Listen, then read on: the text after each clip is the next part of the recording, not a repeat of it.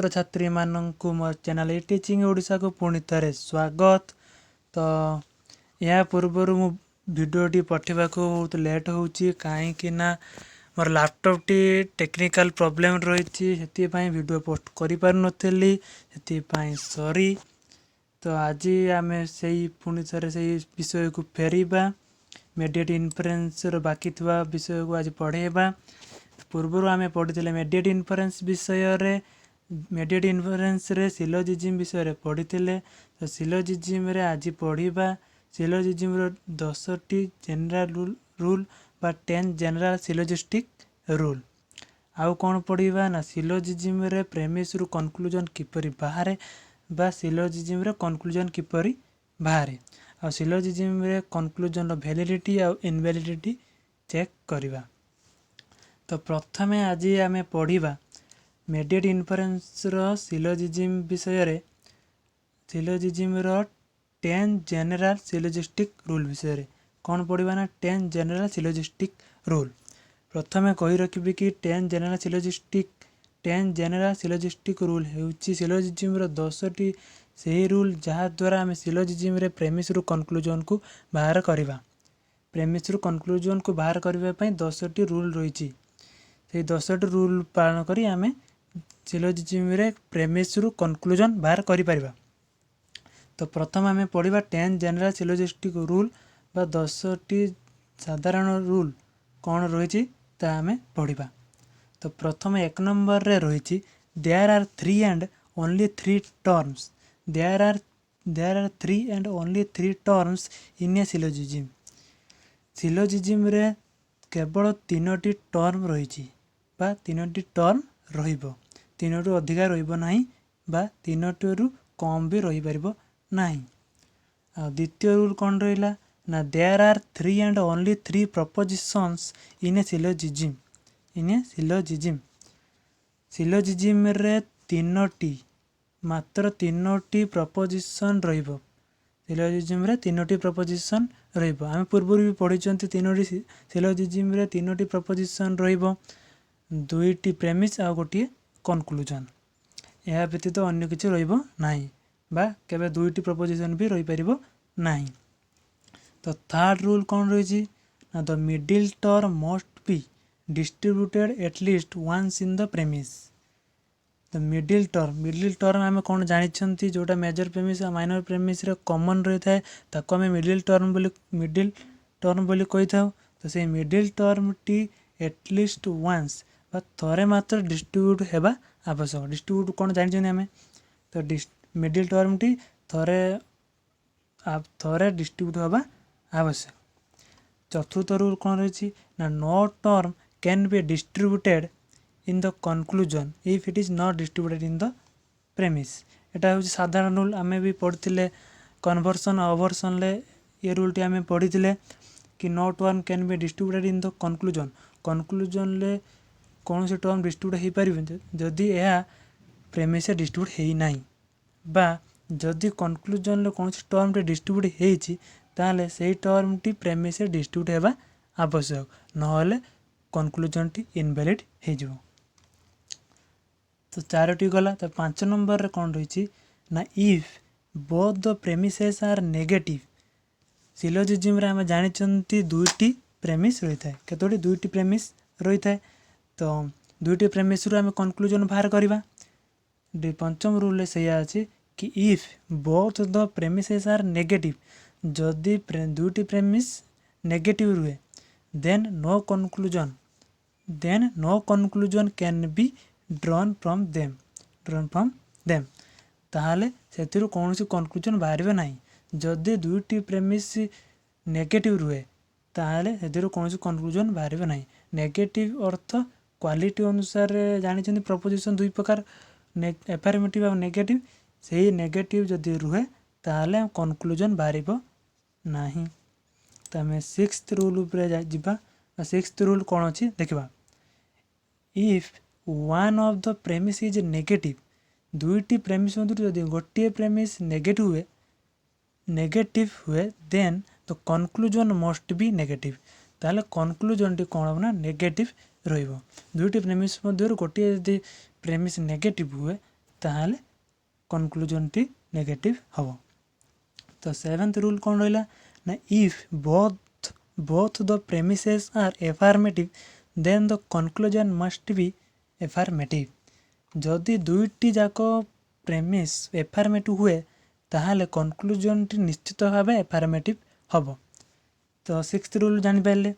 तो 8th rule बा 8 number rule कौन रही ना if both the premises are particular then no conclusion can be drawn from them। जदि दुईटी जाक प्रेमिस पर्टिकुलर हुए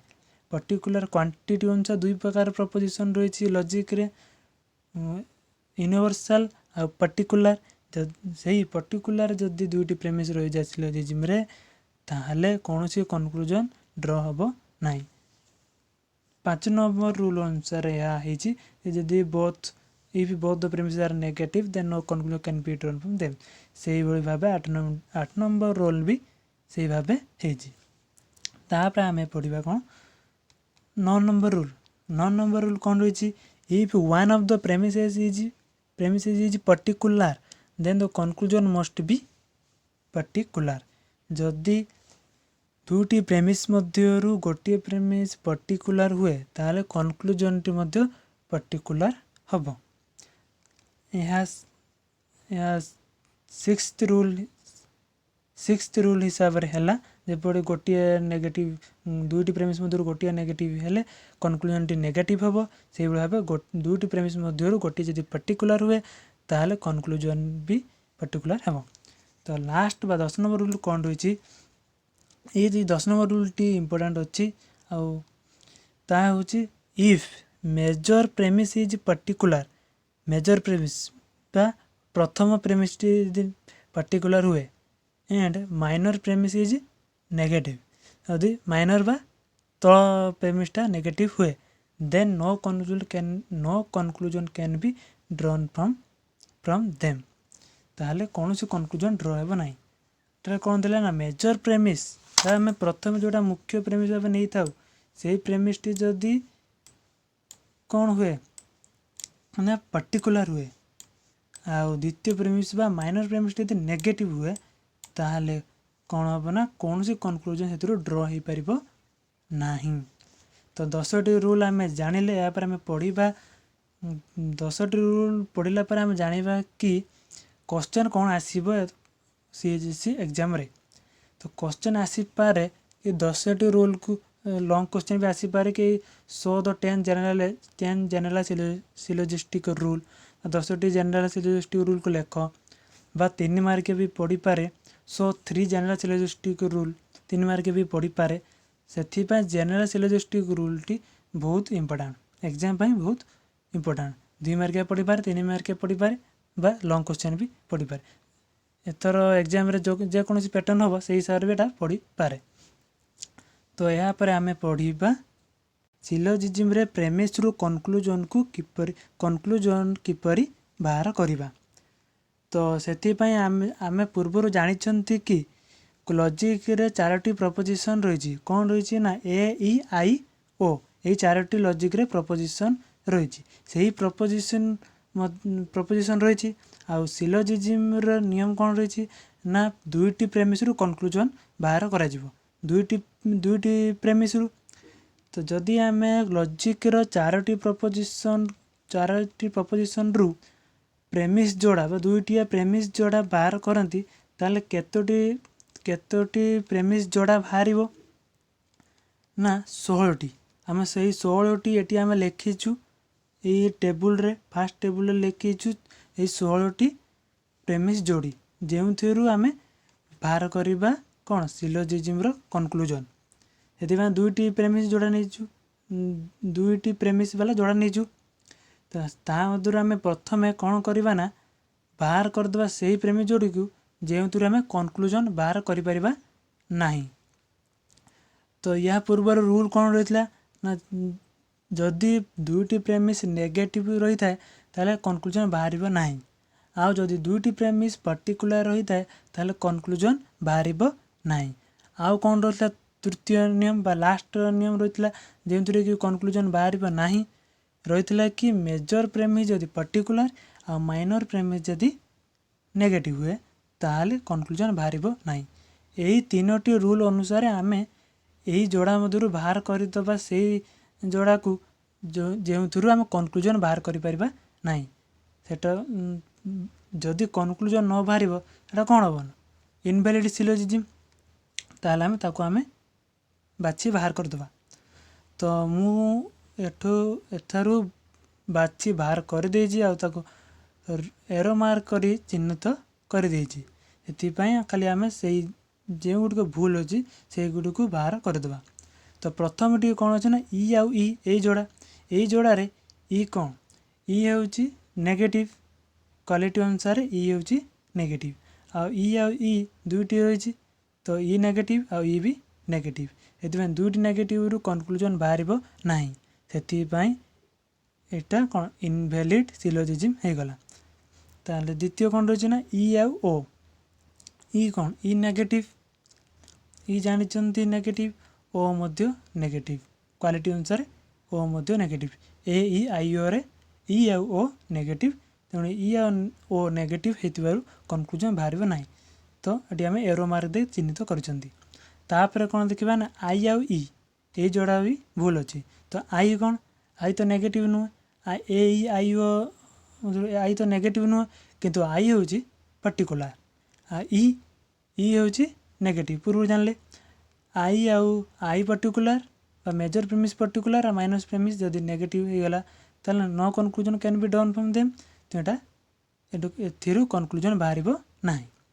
तापर कौन है आई आउ आई दुईटी ना कौन पर्टिकुलर आई भी पर्टिकुलर आई भी आई पर्टिकुलर तो दुईटी पर्टिकुलर होइतिबारु कनक्लूजन बाहर ना। से भाव आम 8टी को बाहर करदेलु जो कनक्लूजन बाहर ना। आउ जो 8टी रहा कनक्लूजन कैन बी ड्रन जो आम कनक्लूजन ड्र कर से 8टी आम ये लिखिले यही 8टी सिलोजिज्म प्रेमिस जोड़ीर आम कनक्लूजन बाहर करवा और कनक्लूजन टी इनवैलिड बा वैलिड टेस्ट करवा। तो कनक्लूजन बाहर करने को ये 8टी बाहर करने पर हम जानीपर कि कौटा वैलिड आ कौटा इनवैलिड किंतु समय आम पाखे नथिबा जोगु मु दुईटी केवल एग्जांपल नहीं करिछि जोटा गोटी हेबो वैलिड आ गोटी हेबो इनवैलिड हे दुईटी को नहीं एग्जांपल करिछि। आउ जो 6टी रहिला तब निजे घरे प्रैक्टिस करिबो आउ देखिबो कौटा वैलिड होछि कि इनवैलिड होछि आ ट्राए चेष्टा करिबो कि सिलोजिज्म प्रेमिस रु कनक्लूजन किपरि बाहर। मु दुईटी एग्जांपल से विषय ही पढ़ेबी कि सिलोजिज्म रे कनक्लूजन किपरि बाहर करा जाए। आज से विषय आम पढ़ा से विषय साधारण ज्ञान हैला परे तमे माने निश्चित भाव सबू सिलोजिज्म रो कनक्लूजन बाहर करि परिबो। तो से मु दुईटी एग्जांपल नहीं ए आउ ई जोड़ा। तो प्रथम आम कौन करवा ना ए आउ ए जोड़ा को टेस्ट करिया कि एटा कनक्लूजन किपरि बाहर होची आ कनक्लूजन किपरि बाहर होची आउ ता वैलिड कि इनवैलिड। तो प्रथम आम कौन करवा ना ए आउ ए प्रेमिस जोड़ को लिखिदबा ए रो फॉर्म कौन अच्छे ना ऑल एस इज पी यही फॉर्म लिखा जाए। तो आम लिखिदेल ऑल एम इज पी। तो ऑल एम इज पी कहीं लिखाला तो मुझे पर जनइबी आगे प्रथम लिखिदबा तापर कौन अच्छे ना द्वितीय ए रही ए से ऑल फॉर्म रही तो all S is M Etah S is M रही। तो कौन पाई एस इज एम रही ता जनइब। तो एम कौन रही एम हूँ मिडिल टर्म हम जानी मिडिल टर्म टी मेजर प्रेमिस और माइनर प्रेमिस मेजर प्रेमिस प्रथम प्रेमिस और सेकेंड प्रेमिस मध्य संबंध स्थापन करे और दुईटी मध्य कॉमन रही है। तेणु मेजर प्रेमिस सामान कॉमन रही मेजर प्रेमिस और माइनर प्रेमिस मिडिल टर्म टी मेजर प्रेमिस और माइनर प्रेमिस मध्य कॉमन रही से आम एटा को एम बोली दर्शाइले। तो एम मिडिल टर्म रो पोजीशन चेंज हो पारे ये सब्जेक्ट जगार अच्छी प्रेडिकेट जगार रही पार ये प्रेडिकेट जगार अच्छी ये सब्जेक्ट जगार रही पार क्योंकि आम एग्जांपल भाव नहीं कि मेजर प्रेमिस रे मिडिल टर्म टी सब्जेक्ट रही है और प्रेडिकेट रही एग्जांपल भाव नहीं। तापर आम फिगर फिगर ऑफ सिलोजिज्म पढ़ले हम जानि पारिबे कि मिडिल टर्म रो पोजीशन अनुसार किपरि भाबे परिवर्तन होता है। तापरे एठी प्रथम पढ़ा आम एस कौन रही ना आम जानी कि सिलोजिज्म पूर्व पढ़ी सिलोजिज्म कनक्लूजन रे सब्जेक्ट कि हम ना माइनर टर्म टी सब्जेक्ट हम तो माइनर प्रेमिस जो टर्म रही एस टर्म सेटा ही सब्जेक्ट हम से आम एस भाव एटा को चिन्हित कर आउ जानी कि सिलोजिज्म कनक्लूजन रे प्रेडिकेट हूँ मेजर टर्म प्रेडिकेट हूँ मेजर टर्म तो मेजर प्रेमिस रे मेजर टर्म पीटा जरा प्रेडिकेट हम कनक्लूजन से आम पी बोली सिंबलिक भाव आम पी बोली नहीं किंतु या जिते बड़े संपूर्ण भाव आम लिखा से पी चिन्हित लिखा जाए ना जो तार उदाहरण अनुसार लिखा जाए तो आम सिंबलिक भाव नहीं पारू आम पी एस और पी भाव नहीं मिडिल टर्म तो कॉमन जोटा खाली प्रेमिस ही रही है से मिडिल टर्मटा एम भाव नहीं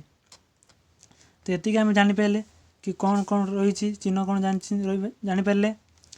तापर आम कौन बाहर करवा ना कनक्लूजन बाहर करवा आम दुईटी ए जोड़ा नहीं बाहर करवा तो प्रथम कौन करवा ना आम ए प्रेमिस ए प्रपोजिशन रो कनक्लूजन ए हम बोले आम जानी ना तो आम एठार लिखिदे बोला देखा जाऊँ किंतु आम जानी ना आम प्रथम सब्जेक्ट प्रेडिकेट को नहीं जावा आम कौन जानते माइनर टर्मटा सब्जेक्ट हम माइनर टर्म किए एस सब्जेक्ट नहीं गले आ मेजर टर्मटा प्रेडिकेट हम पी प्रेडिकेट भाव नहीं गले साधारण रूल सिलोजिज्म पूर्व आम जानी कौटा मिडिल टर्म माइनर टर्म से अनुसार कनक्लूजन सब्जेक्ट प्रेडिकेट आम जानिले तापर आम किपरि बाहर करवा कि एठारे की कनक्लूजन रहिबो तो ए होची कौन ए प्रपोजिशन होची यूनिवर्सल एफर्मेटिव बा एफर्मेटिव ए जेहेतु एफर्मेटिव आमर जनरल सिलोजिस्टिक रूल अनुसार देखिबो वीडियो को पूर्व जाई देखिबो जनरल सिलोजिस्टिक रूल रे जदि दुईटी प्रेमिस एफर्मेटिव हुए ताले कनक्लूजन टी एफर्मेटिव हबो एठारे ए आ ए जेहेतु एफर्मेटिव रही कनक्लूजन टी एफर्मेटिव हबो तो चारोटी प्रपोजिशन मध्य एफर्मेटिव किए किए ना ए आउ ई ये आम लिखिं ए आउ ई लिखि रखिंट ए आउ ई हूँ एफर्मेटिव तो प्रथम आम ए को नहीं ट्राए करवा तापर देखा कि हूँ कि नहीं तो प्रथम आम ए को नेले ए को नहीं बाहर करदे ए रो फॉर्म अनुसार ऑल एस इज पी लिखिले ता कनक्लूजन तो बाहरी गला एबे सिलोजिज्म कनक्लूजन बाहरी गला एबे आम देखिए कि ए वैलिड होची कि इनवैलिड होची तो वैलिड और इनवैलिड पाई दुईटी नियम रही कौन कौन से जनरल सिलोजिस्टिक रूल रे रही कौन ना middle term must be distributed at least once in the premise रे मिडिल टर्म टी एटलिस्ट थरे डिस्ट्रीब्यूट हम डिस्ट्रीब्यूट ऑफ टर्म आम पढ़ी से अनुसार डिस्ट्रीब्यूट होची कि नहीं देखा माने मिडिल टर्म जब प्रेमिस रे मिडिल टर्म रही है मिडिल टर्म टी एटलिस्ट केवल थरे मात्र डिस्ट्रीब्यूट हवा आवश्यक ताहले जाइकी कनक्लूजन कौन हम वैलिड हम सेटा आम टेस्ट करवा प्रथमे तो ए प्रपोजिशन क्या डिस्ट्रीब्यूट करे हम जानी ए प्रपोजिशन डिस्ट्रीब्यूट करे सब्जेक्ट टर्म को तो ये सब्जेक्ट जार किए अच्छे ना एम जेहेतु एम डिस्ट्रीब्यूट होगा तो मिडिल टर्म थरे डिस्ट्रीब्यूट होगला तो आम द्वितीय मिडिल टर्म को देखा आवश्यक ना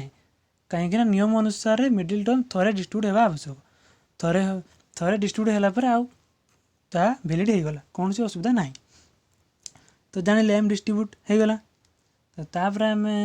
तापर द्वितीय रूल कौन थी ना no term can be distributed in the conclusion if it is not distributed in the premise जदि कनक्लूजन कौन सी टर्म डिस्ट्रीब्यूट होती प्रेमिस डिस्ट्रीब्यूट हवा आवश्यक जदि न हुए ताने सिलोजिज्म कनक्लूजन टी इनवैलिड हो तो प्रथम आम कनक्लूजन सब्जेक्ट टर्म को देखा बा कनक्लूजन कौ टर्म डिस्ट्रीब्यूट हो देखा तो ए प्रपोजिशन क्या डिस्ट्रीब्यूट करे ना सब्जेक्ट टर्म किए अच्छे ना एस अच्छी एस ये डिस्ट्रीब्यूट है ताने सब्जेक्ट जार एस अच्छी तो एस डिस्ट्रीब्यूट है जेहेतु कनक्लूजन एस टी डिस्ट्रीब्यूट होती ताले आम से एस प्रेमिस देखा कि डिस्ट्रीब्यूट होती कि ना। तो माइनर प्रेमिस रे एस रही माइनर प्रेमिस हूँ ए प्रपोजिशन क्या डिस्ट्रीब्यूट करे ना सब्जेक्ट टर्म को सब्जेक्ट जगह किए अच्छे ना एस अच्छी एस एस ये डिस्ट्रीब्यूट हो गला कनक्लूजन एस डिस्ट्रीब्यूट होती आउ प्रेडिकेटर भी सॉरी प्रेमिस रे भी डिस्ट्रीब्यूट होती ताले एटा वैलिड हो गला वैलिड हो गला एठी एठारे कनक्लूजन पी डिस्ट्रीब्यूट है ना तो कौन सी असुविधा ना ता प्रेमिस डिस्ट्रीब्यूट हो न हो कौन सी असुविधा ना जब डिस्ट्रीब्यूट होती ताहले देखा कि प्रेमिस डिस्ट्रीब्यूट होती कि ना जेहेतु एटर पी डिस्ट्रीब्यूट है तो आम कौन देखार कौन आवश्यक ना तो एस ठीक है पी भी ठीक है डिस्ट्रीब्यूशन ऑफ टर्म रे ठीक है गला ताहले एठारे कनक्लूजन टी कौन है ना वैलिड हो गला आउ ई रो देख एटा हम ए आउ ई नहीं तो ए रो ठीक है वैलिड हो गला तो ई रो देखा आवश्यक ना आउ एथर हम जानिले कि ए आउ ए प्रेमिस जोड़ी रु सिलोजिज्म रे कनक्लूजन बाहर ए आउ ए प्रेमिस रु कनक्लूजन बाहर ए तापर हम देखिबा ए आउ ई जोड़ी ए आउ ई जोड़ी एटा कौन है ना इनवैलिड हो जाए तो एटा केमिति बाहर करा जाए देखिबा द्वितीय जोड़ी एटा ए आउ ई जोड़ी तो प्रथम लिखिदेवा ए आउ ई से प्रेमिस लिखिदेवा ए कौन है ऑल एम इज पी ए मिडिल टर्म आम यही फॉर्म अनुसार नहीं मिडिल टर्मटा ऊपर सब्जेक्ट ताले प्रेडिकेट से हिसाब रही आउ सब्जेक्ट प्रेडिकेट रही मेजर प्रेमिसटा प्रेडिकेट होती मेजर टर्मटा प्रेडिकेट होती माइनर टर्मटा सब्जेक्ट होती से सामान टर्म होती ए ऑल फॉर्म रे ई नो फॉर्म रे रही है no S is M form रे रही है प्रथम कौन करवा देखा ए आउ ई प्रपोजिशन रु को प्रपोजिशन कनक्लूजन बाहर तो ए प्रपोजिशन कौन ना यूनिवर्सल एफर्मेटिव बा एफर्मेटिव ई प्रपोजिशन कौन यूनिवर्सल नेगेटिव बा नेगेटिव प्रपोजिशन ए एफर्मेटिव ई नेगेटिव तो जनरल सिलोजिस्टिक रूल अनुसार if one of the premises is negative जदि दुईटी प्रेमिस मध्य गोटे नेगेटिव होता है ताले कनक्लूजन कौन हम ना नेगेटिव हम जेहेतु एटारे ई नेगेटिव अच्छी दुईटी प्रेमिस मध्य गोटे नेगेटिव अच्छी ताले कनक्लूजन कौन बाहर ना नेगेटिव बाहर तो नेगेटिव प्रपोजिशन किए किए ना ई आउ ओ तो प्रथम आम ई नहीं ट्राए करवा प्रथम ई नेले ई नहीं गले ई फ्रॉम अनुसार नो आठारे माइनर टर्मटा हम सब्जेक्ट आ मेजर टर्मटा हम प्रेडिकेट से अनुसार रहीगला तार आम कौन डिस्ट्रीब्यूशन ऑफ टर्म टी ट्राए करवा प्रथम नियम कौन ना middle term must be distributed at least once in the premise distribute हो देखा तो ए प्रपोजिशन क्या डिस्ट्रीब्यूट करे ना सब्जेक्ट टर्म एम अच्छी तो एम एट डिस्ट्रीब्यूट हो गला तो मिडिल टर्म भी डिस्ट्रीब्यूट हो गला मिडिल टर्म डिस्ट्रीब्यूशन क्लियर तार हम द्वितीय रूल जा वैलिड इनवैलिड द्वितीय rule no term can be distributed in the conclusion if it is not distributed in the premise तो प्रेमिस रे कौन डिस्ट्रीब्यूट हो देखा तो ये प्रपोजिशन क्या डिस्ट्रीब्यूट करे ना बोथ सब्जेक्ट एंड प्रेडिकेट तो एठार एस भी डिस्ट्रीब्यूट है एस सब्जेक्ट जगह एस अच्छी प्रेडिकेट जगह पी अच्छी तो जेहेतु ई प्रपोजिशन दुईटी टर्म को डिस्ट्रीब्यूट करे बा सब्जेक्ट और प्रेडिकेट टर्म को डिस्ट्रीब्यूट करे तो एठार एस आउ पी डिस्ट्रीब्यूट है तो आम देखा हम एस प्रपोजिशन टी प्रेमिस डिस्ट्रीब्यूट हो कि ना आ पी प्रपोजिशन टी प्रेमिस डिस्ट्रीब्यूट हो कि ना तो एस प्रपोजिशन टी प्रथम देखा प्रेमिस रे माइनर प्रेमिस रही तो ये प्रपोजिशन क्या डिस्ट्रीब्यूट करना बहुत एठार एस डिस्ट्रीब्यूट हो गला तो एस क्लियर हो गला एस कनक्लूजन भी डिस्ट्रीब्यूट हो प्रेमिस भी डिस्ट्रीब्यूट हो पी टर्म को देखा तो पी कनक्लूजन डिस्ट्रीब्यूट हो आम देखा कि प्रेमिस डिस्ट्रीब्यूट हो कि ना एटार मेजर प्रेमिस पी डिस्ट्रीब्यूट हो कि ना देखा तो मेजर प्रेमिस ए अच्छी तो ए प्रपोजिशन क्या डिस्ट्रीब्यूट करता है ना ए प्रपोजिशन सब्जेक्ट टर्म को ओनली सब्जेक्ट टर्म को डिस्ट्रीब्यूट करता है तो सब्जेक्ट जगह एम अच्छी तो एठार एम खाली डिस्ट्रीब्यूट है पी डिस्ट्रीब्यूट है ना कनक्लूजन रे पी डिस्ट्रीब्यूट है प्रेडिकेट डिस्ट्रीब्यूट है ना से कनक्लूजन टी कौन है ना इनवैलिड हो गला इनवैलिड हो गला आम ई आउ ओ नहीं संभवतः हो पारे ई आउ ओ प्रपोज ओ कनक्लूजन ई इनवैलिड हो गला ताहले आम ओ प्रपोजिशन ही देखा। तो आम ओ नेले अतएव ओ नहीं लिखिं ओ फॉर्म अनुसार some S is not P अच्छी। तो एठार middle distribution of middle term clear अच्छी कहीं एटार मिडिल टर्म थोड़ा डिस्ट्रीब्यूट हो जाए ए प्रपोजिशन अनुसार डिस्ट्रीब्यूट हो जाए। तो distribution of middle term clear. द्वितीय रूल अनुसार no term can be distributed in the conclusion if it is not distributed in the premise से रूल अनुसार देखा। तो एठारे ओ प्रपोजिशन क्या डिस्ट्रीब्यूट करे ना ओ प्रपोजिशन ओनली प्रेडिकेट को डिस्ट्रीब्यूट सॉरी ओ प्रपोजिशन क्या डिस्ट्रीब्यूट करें ना ओनली प्रेडिकेट टर्म को डिस्ट्रीब्यूट करें। तो एठारे ओनली प्रेडिकेट टर्म डिस्ट्रीब्यूट करता है। तो और प्रेडिकेट टर्म किए अच्छे ना पी अच्छी पी डिस्ट्रीब्यूट है कि ऊपर पी डिस्ट्रीब्यूट हो देखा। हम जानते कि एठार पी डिस्ट्रीब्यूट होना जेहेतु कंक्लूजन पी डिस्ट्रीब्यूट हो डिस्ट्रीब्यूट हो प्रेमिस डिस्ट्रीब्यूट होना एठार देखा। आम एठारे प्रेडिकेट पी डिस्ट्रीब्यूट होले प्रेमिस रे पी डिस्ट्रीब्यूट होना से कंक्लूजन टी कौन है ना इनवैलिड हो गला। तो ए आई प्रपोजिशन ए आई प्रेमिस जोड़ी सिलोजिज्म कौन से कंक्लूजन बाहर ना तो यहाँ इनवैलिड हो गला। से भाव आउ 6टी जो रही 6टी जो रही आम ए जोड़ी ए जोड़ी नेले ए वैलिड है ए इनवैलिड है से जो 6टी रही निजे तुम घरे प्रैक्टिस कर देखा कौटा वैलिड अच्छी कि इनवैलिड अच्छी देख जदि डाउट किसी हुए तले मोर नंबर अच्छे व्हाट्सएप नंबर से मेसेज कर कॉल कर ना खाली मेसेज कर निश्चित भाव कहीदेवी कि कौन असुविधा अच्छी। तो एतिक सरला जनरल सिलोजिस्टिक रूल आउ सिलोजिज्म कंक्लूजन किपरि बाहर। तो यहाँ पर आम द्वितीय वीडियो आम पढ़ा कि सिलोजिज्म कैरेक्टरिस्टिक्स आ केते प्रकार सिलोजिज्म रही फिगर सिलोजिज्म भी पढ़ा।